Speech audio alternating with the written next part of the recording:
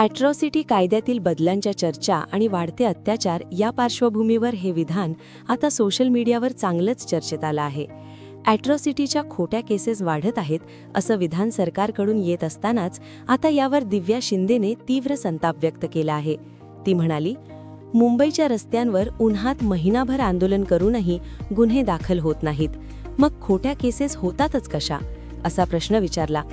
ती पुढे म्हणाली, जर जातीवरून हिणवणं आणि अत्याचार थांबले असते तर या देशात ॲट्रॉसिटी कायद्याची गरजच उरली नसती. सध्या घरात बसण्याची नाही तर आपल्या हक्कासाठी क्रांती करण्याची वेळ आली आहे, असं आवाहन तिने दलित बहुजनांना केलं आहे. जय भीम, जय शिवराय. आत्ता एक स्टेटमेंट ऐकलं की ॲट्रॉसिटीच्या खूप फेक केसेस व्हायला लागल्यात. मला सरकारला हे विचारायचंय, फेक केसेस तर तेव्हा होतील जेव्हा तुम्ही आमच्या ॲट्रॉसिटीच्या केसेस घ्याल. मुंबईच्या रस्त्यांवरती उन्हातान्हात महिनाभर आंदोलन केल्यानंतर सुद्धा तुम्ही आमच्या केसेस घेत नाहीत आणि तुम्ही हे म्हणताय तोंड वरती करून की फेक केसेस होत आहेत. या देशामध्ये ॲट्रॉसिटीची गरजच लागली नसती जर तुम्ही लोकांना जातीवरून हिणवायला सुरुवात केली नसती.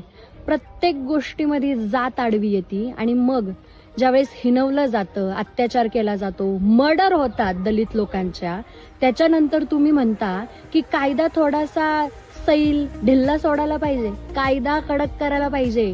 तुम्हाला बसवलंय, तुम्ही आमच्याच डोईजड व्हायला लागलेत असं वाटायला लागलंय.